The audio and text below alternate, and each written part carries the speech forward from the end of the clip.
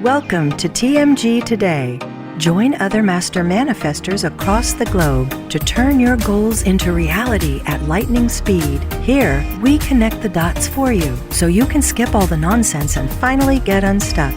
Right here on the Manifestor's Guide today. Let's go. Hey, everybody, and welcome to TMG Today, the Manifestor's Guide podcast. I am Dewey Taylor. And I am Charlie Carroll. This is the intersection of universal law, success principles, and brain science, and we're going to have a great chat today about being triggered and what is your forbidden zone. So if you find value in what we talk about today, make sure that you share this with people. Make sure you like the episode, you subscribe. We're on YouTube, on podcasting apps everywhere, so you cannot escape us. And also make sure to find us on social media at Manifestor's Guide. So this podcast is an extension of our Inner Circle online community. If you want to check that out and ask questions on the podcast, you can go to manifestorsguide.com, learn more about our master manifestor system, how you can jump into this community with us and ask questions. We've got great blog articles and stuff there too. But we have a question from a community member. And who is that community member and what is their question, Charlie? Yes. So today we've got Jen S. And Jen is from Berkeley, California, and she's asking, so when I first started the system, I almost quit because I found a lot of what was being said quite offensive and lacking in compassion for others. I remembered what the welcome video said about being triggered and not running away from it. So I decided, reluctantly, to stick around. I'm so glad I did because I've had a complete change in perspective with more time. In one coaching, you talked about reaffirming the old programming and something just clicked. It was my first real light bulb moment, as you say. I tried explaining this experience to a friend, and I don't think I have the vocabulary to articulate it correctly. Can you help me put it into words that make more sense so I can be more clear? Thank you all for everything you do at TMG. It's changed my entire life, and I'm so grateful. Well, Jen, we're grateful for you. And this is such a great question because so many people do come into our system and they start working with us and they initially hear some of the concepts that we're talking about and they do think it's offensive because it kind of runs against what they've been taught is the right way to think about things. But it's such an interesting journey that people get to go through. We literally just had a coaching a few weeks ago where we were explaining a great example of what we do in our system, talking about the polarity spectrum.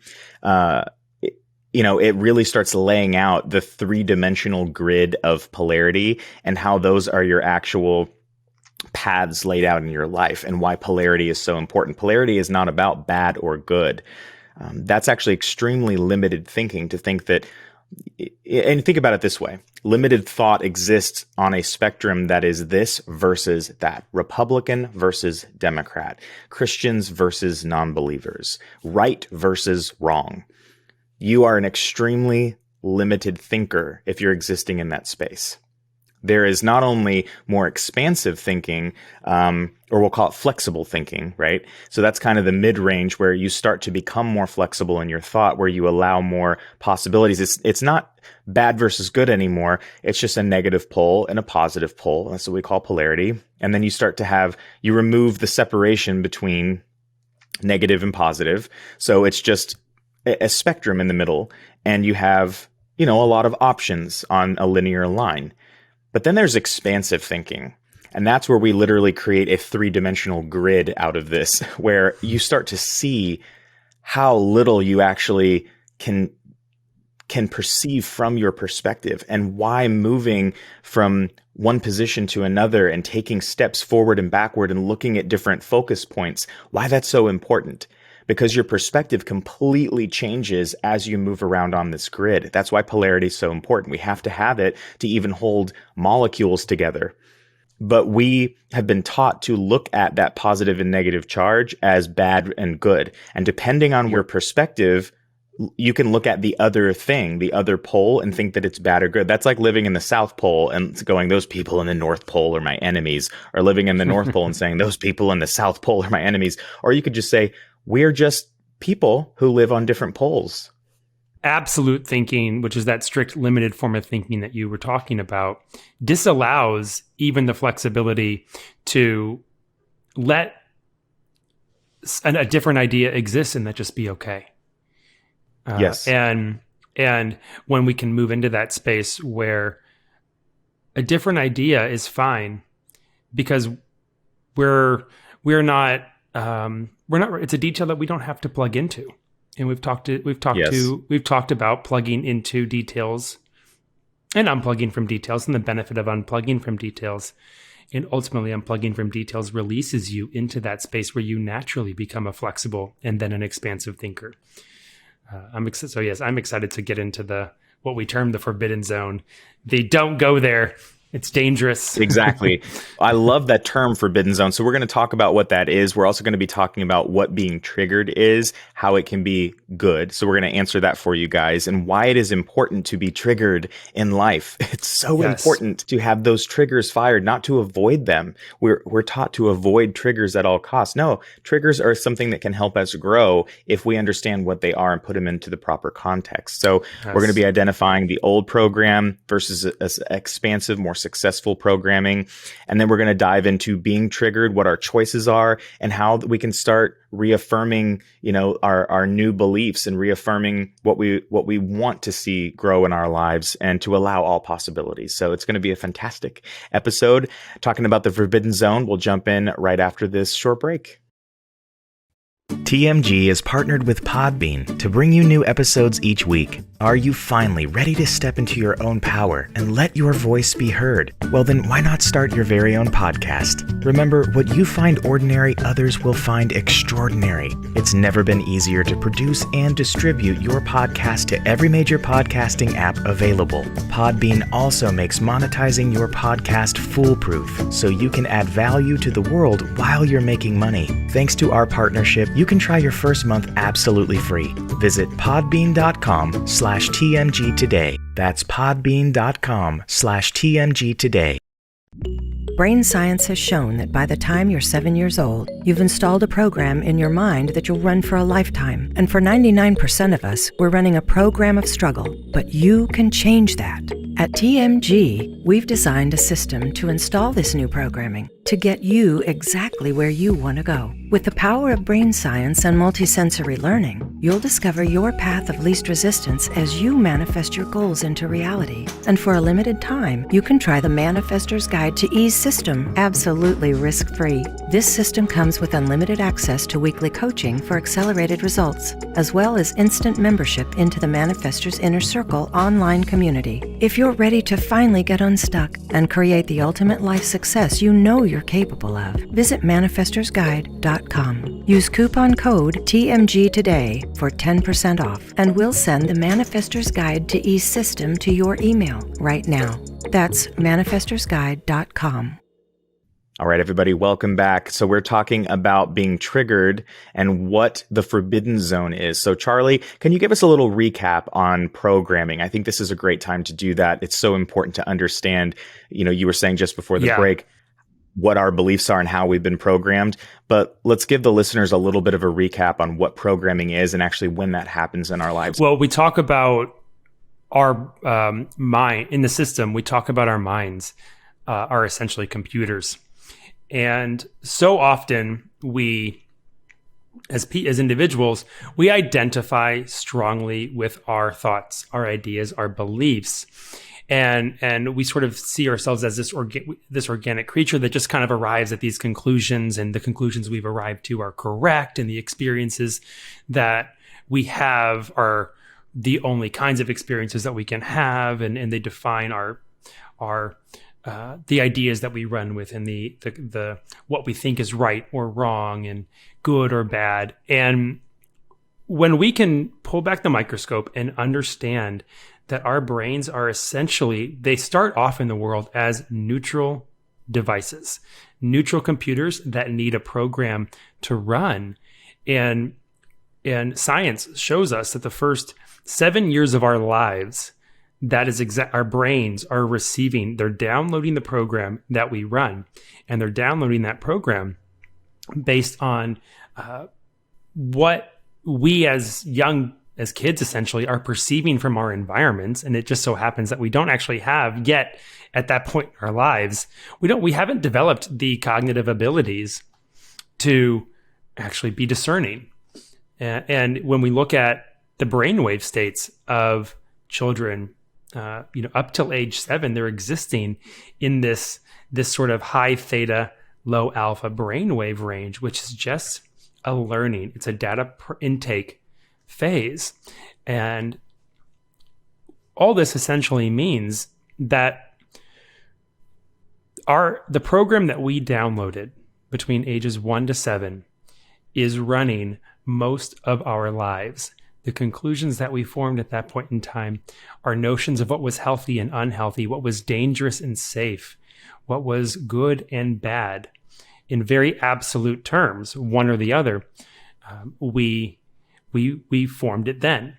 And the utility of it for when we're younger is that we do come into the world as this blank slate, and we do have to assimilate into our environments, into our families, and the different sections of society that we fit in. We have to assimilate, and this is our initial way of doing it.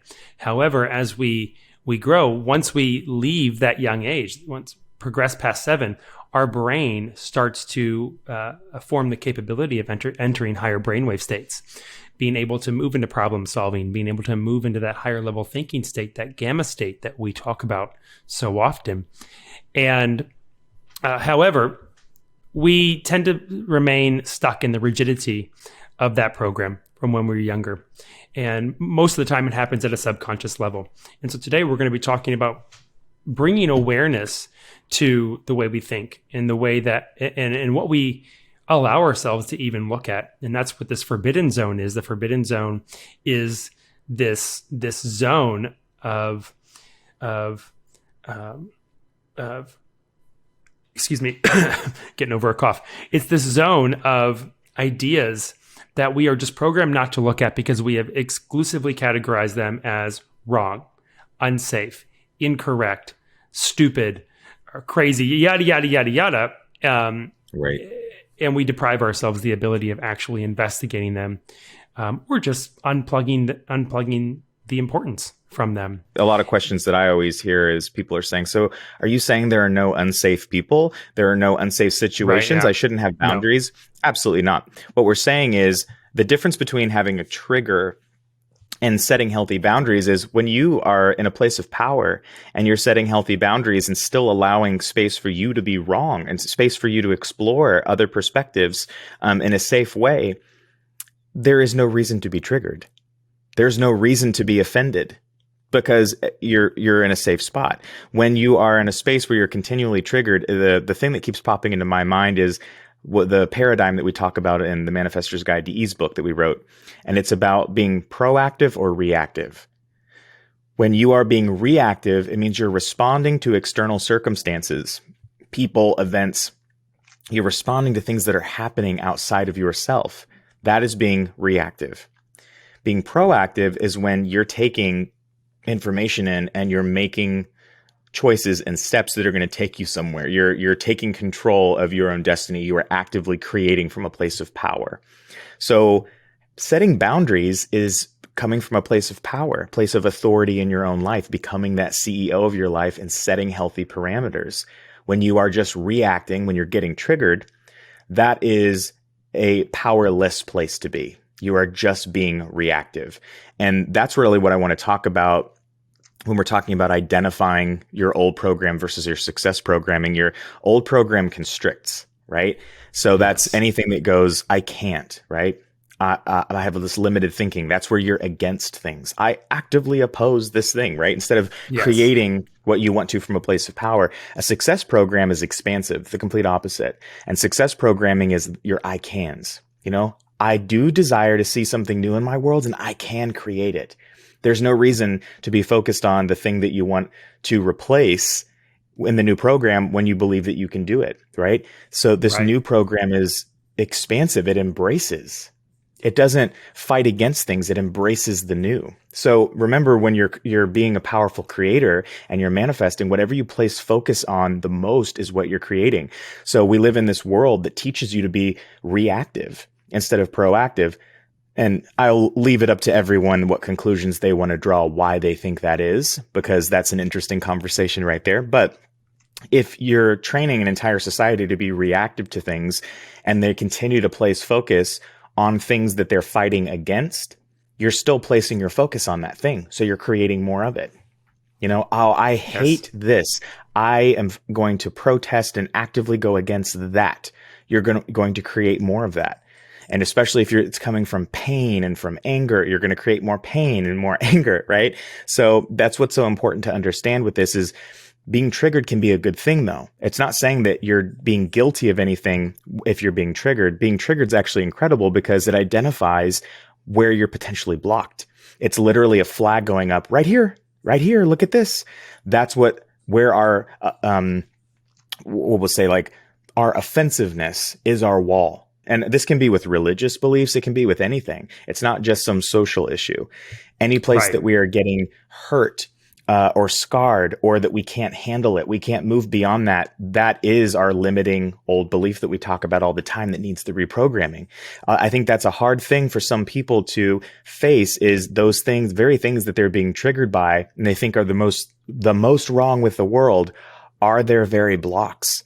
And it's not saying that you don't care about those things anymore, but we start to move beyond looking at the way we don't want it to be.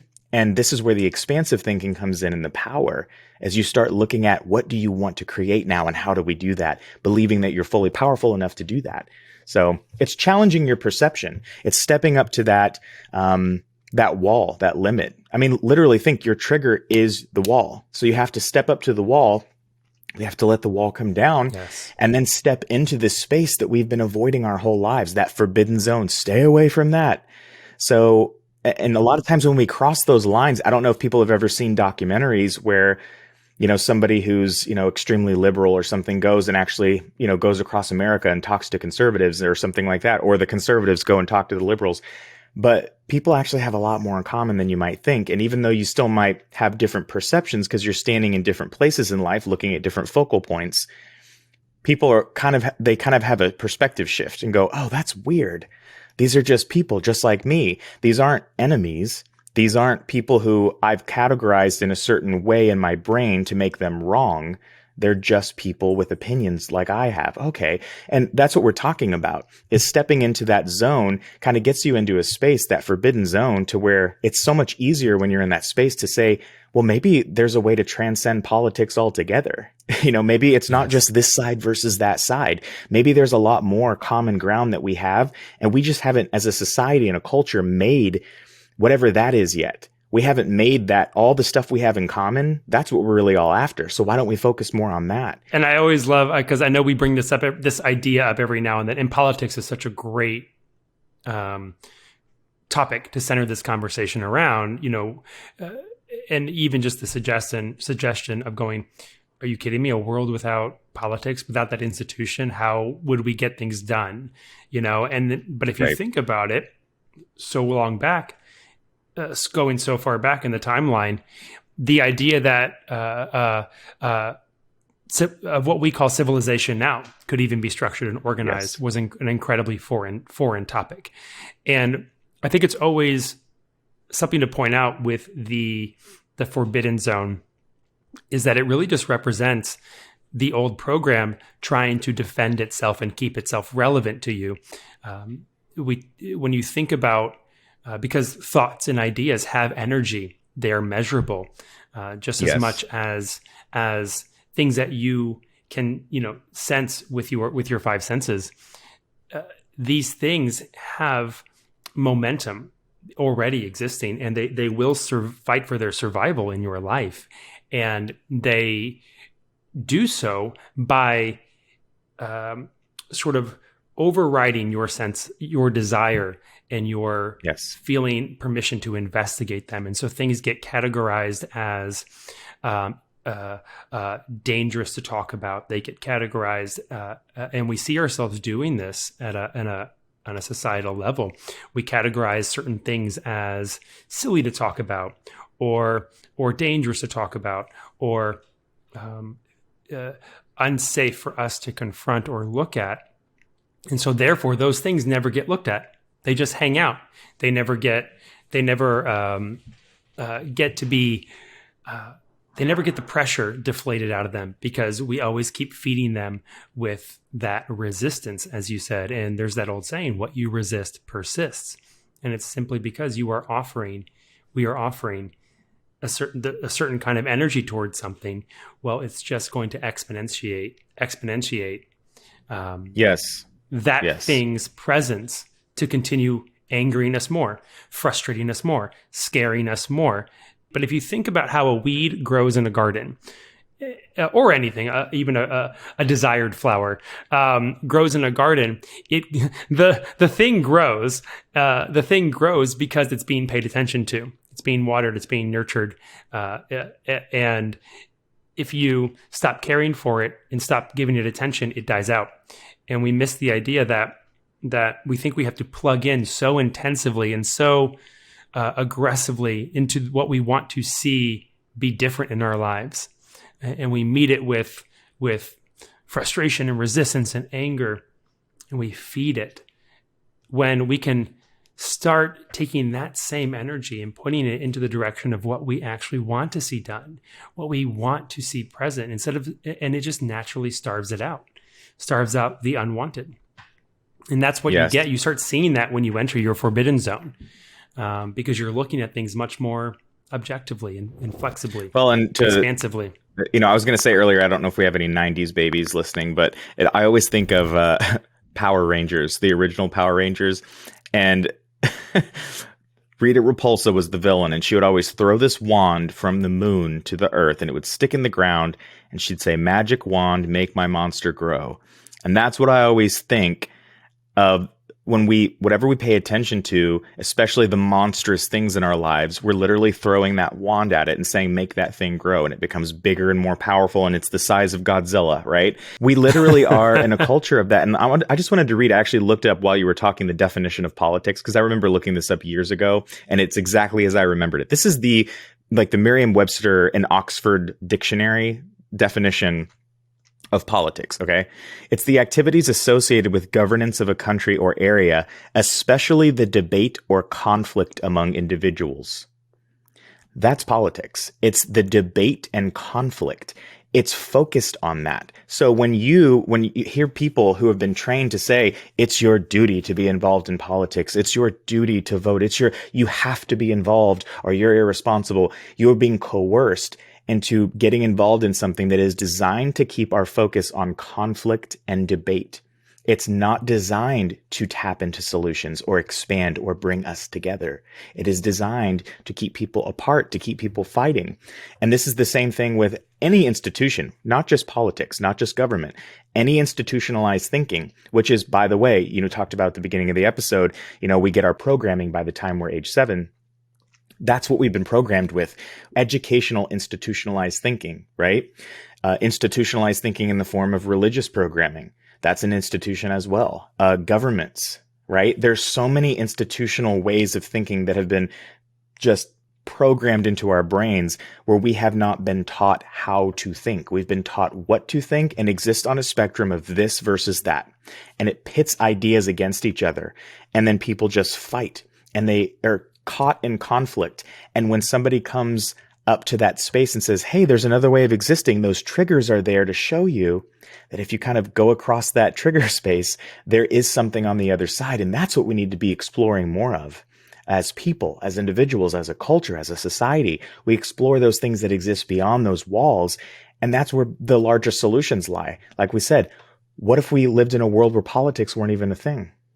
That blows most people's minds. Well, how would you do that? It doesn't matter the how. We're so used to that existing and being governed and being told what to do and having people make decisions for us that we just keep going along with it. I just heard somebody talking about the monarchy. And is it even necessary anymore? Is it about time for the monarchy to be, drying up and be done? And that was an idea that was triggering everybody there, because no, it's an institution that's been around for forever. But that's what we're talking about is it's kind of pointless to a degree. And I know that certain people would fight me on that, but the whole idea is, do people have to be governed by a specific family? No, they don't have to be. Now they can choose to be, absolutely, for sure. But things don't have to be the way that we've been taught that they are.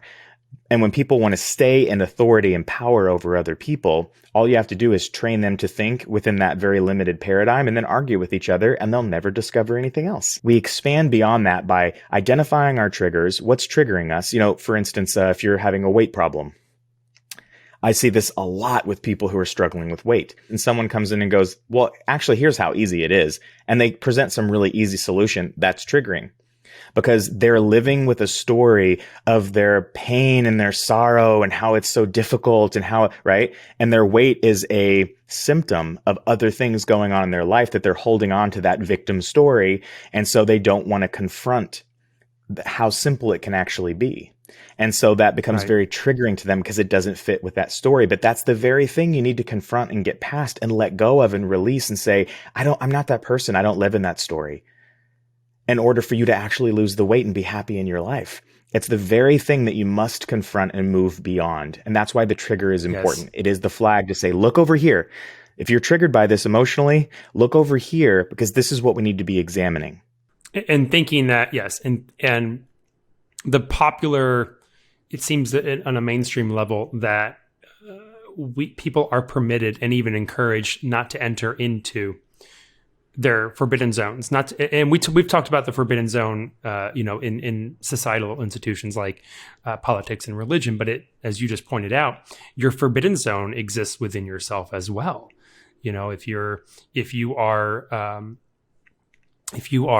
perhaps struggling with money, but you are triggered by maybe with anger or frustration by those who have a lot more money, because maybe you have a belief in you that money is inherently an evil thing, and now you're triggered by this contrasting desire for money, but this belief that money is evil, and you're trying not to be evil, and that's worth looking into, because your forbidden zone contains the frustrated conflicts within you, and it can expose what, and even the triggers that you feel on a higher level, in response to other components of the external world around you. It always comes back to the beliefs that you carry that are currently slowing you down in some form or fashion.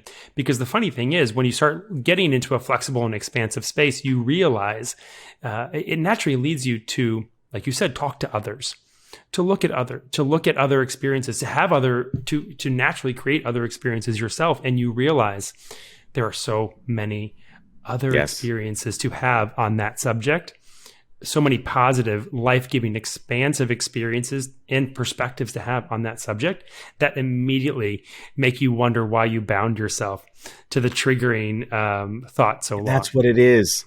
It is being bound. It's really, a trigger is your soul crying out for you to challenge your perceptions in that particular area. That's because what the something trigger else is. wants to come in. Expansion wants to happen. Expansion wants to happen. And the triggers feel so awful because they represent our greatest points of constriction. And constriction doesn't feel good. It's designed to that way because expansion feels great because we are naturally expansive creatures.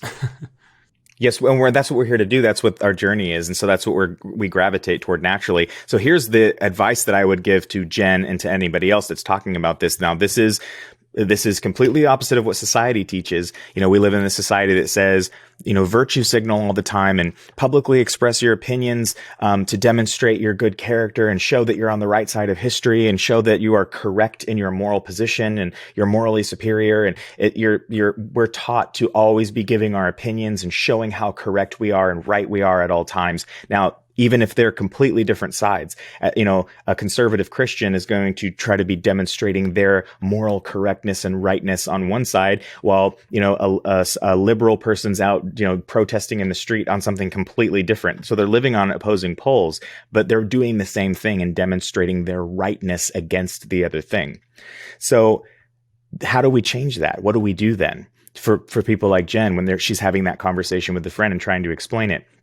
Well, you can explain what the trigger is, and explain why the trigger exists with the forbidden zone. It's an identifier of where I need to be placing my focus because something else wants to come in, but I have to move beyond my limits, right, into my forbidden zone, the places that I haven't been willing to go. But how do I do that? Well, you have to take yourself out of the picture. You have to stop making it about you. That's how we do it. We make it about us. Oh, well, that caused me to have a certain emotion or to feel a certain way, or I don't like that. And we always make it about us. We make it about what other people's perceptions are about us. When you remove yourself out of the picture, it's easy to get into what we call a flow state, where you're unbothered. because it's not about you.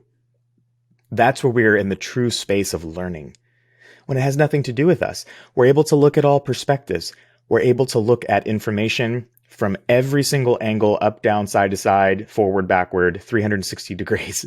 We're able to look at even information that might exist in a different dimension. It's just unlimited what we're able to take in, absorb, and process.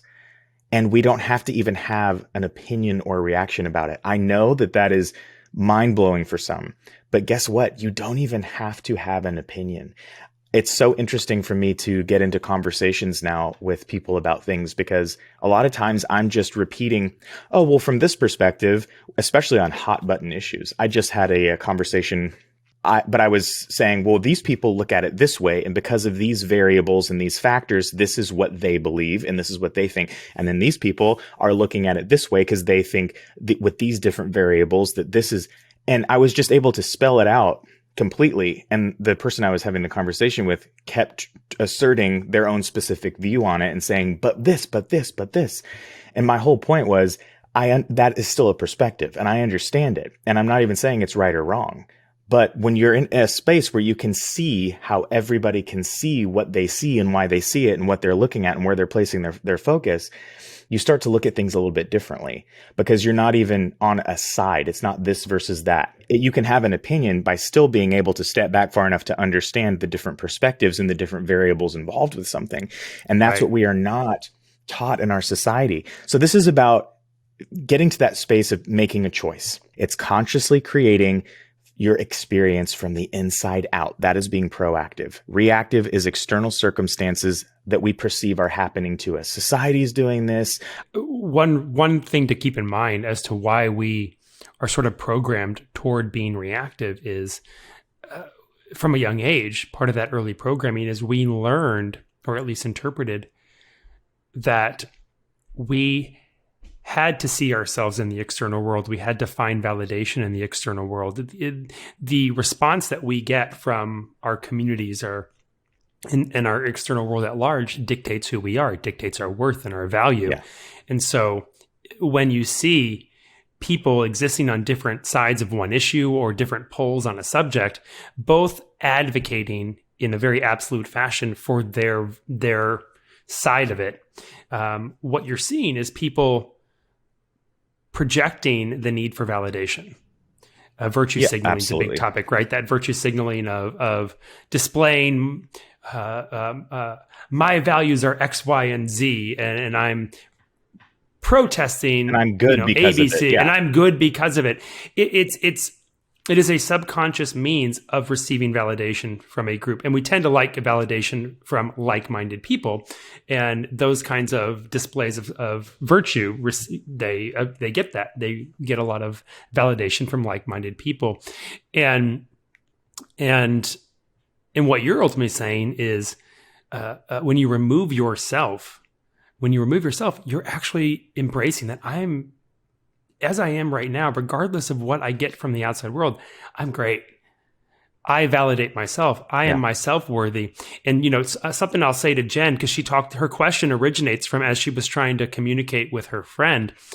And I know good and well what it's like to try, you kind of have these new epiphanies and you try and share them with people in your life. And sometimes some people get them, some people will not.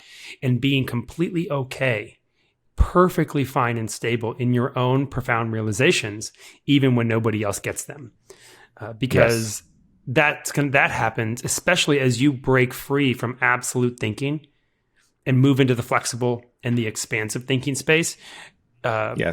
You just have to embrace that a majority of people are still in absolute thinking, and they won't necessarily understand the kinds of shifts that you have.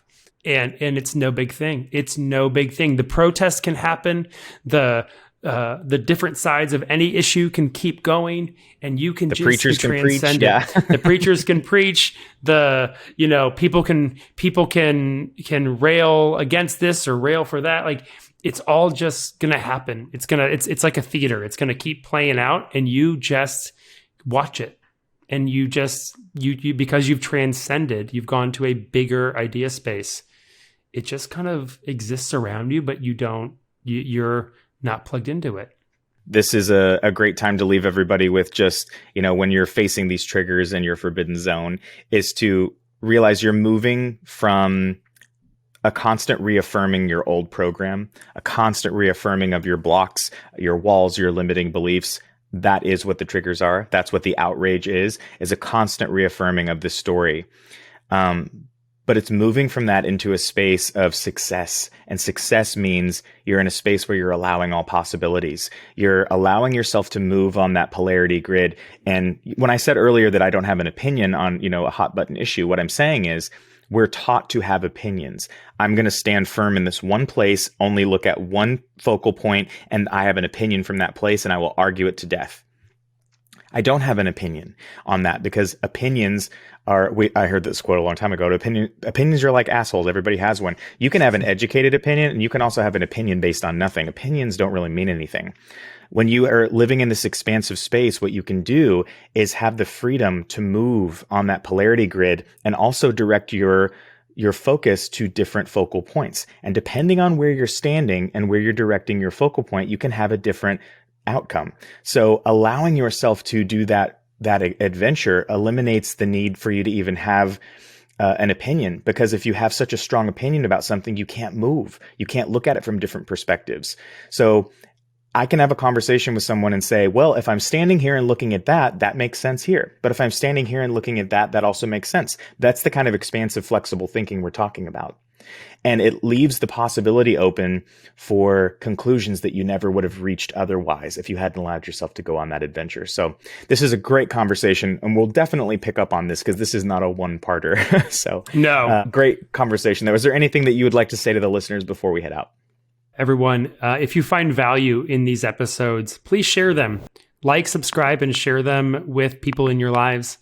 And yeah, just spread that value. Absolutely.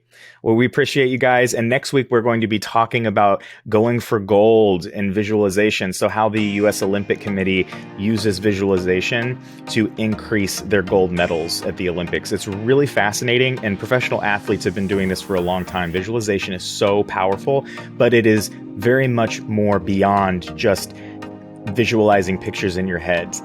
So we're going to talk about exactly what that process is and how you can use it to achieve ultimate life success as well. So we'll see you guys next week and talk about that. And bye for now. Bye, everyone.